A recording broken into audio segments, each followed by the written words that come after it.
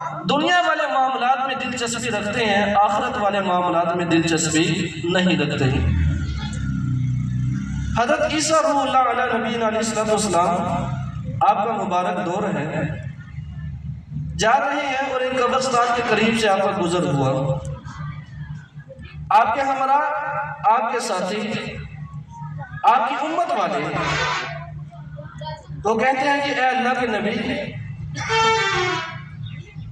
اس قبرستان میں سے کسی قبر والے کو جگائیں، ہم کیا کریں؟ ان سے موت کے بارے میں پوچھیں۔ سنتے تو سب ہیں کہ موت آنی ہے، موت یہ ہے، موت کی سختی یہ ہے، موت کی سختی یہ ہے، لیکن کوئی مر کر پھر زندہ ہو کر بتائے کہ واقعی موت کی سختی یہ ہے، پھر انسان اس کو اور طریقے سے محسوس کرتا ہے۔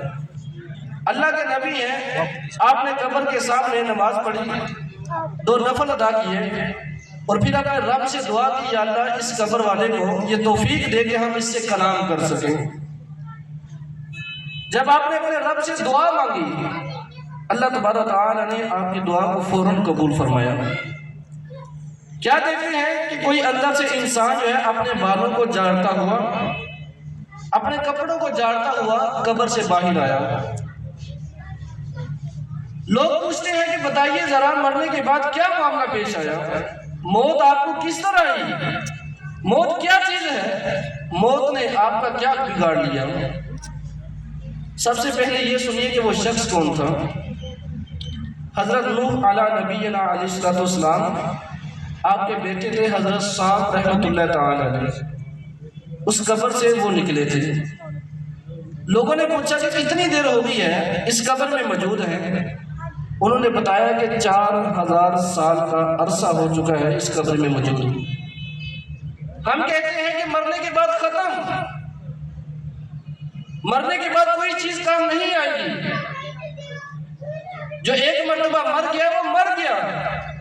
لیکن محترم اور پیارے مسلمان بھائیوں، اصل زندگی جو ہے وہ قبر کے بعد ہی شروع ہونے والی ہے۔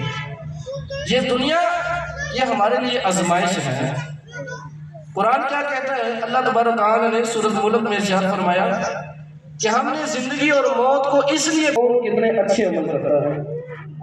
اب بتائیے، قرآن کی اس آیت میں کاروبار کے متعلق تو کوئی بیان نہیں ہے کہ اللہ نے فرمایا کہ ہم نے اس لیے پیدا کیا کہ تم میں سے کون کتنا اچھا کماتا ہے، کون کتنا اچھا پہنتا ہے، کون کتنا اچھا کھاتا ہے، کون کتنی اچھی سواری رکھتا ہے، کون کتنا اچھا گھر رکھتا ہے، بلکہ اللہ تبارک تعالیٰ نے فرمایا کہ ہم دیکھیں تم میں سے کون کتنے اچھے عمل کرتا ہے۔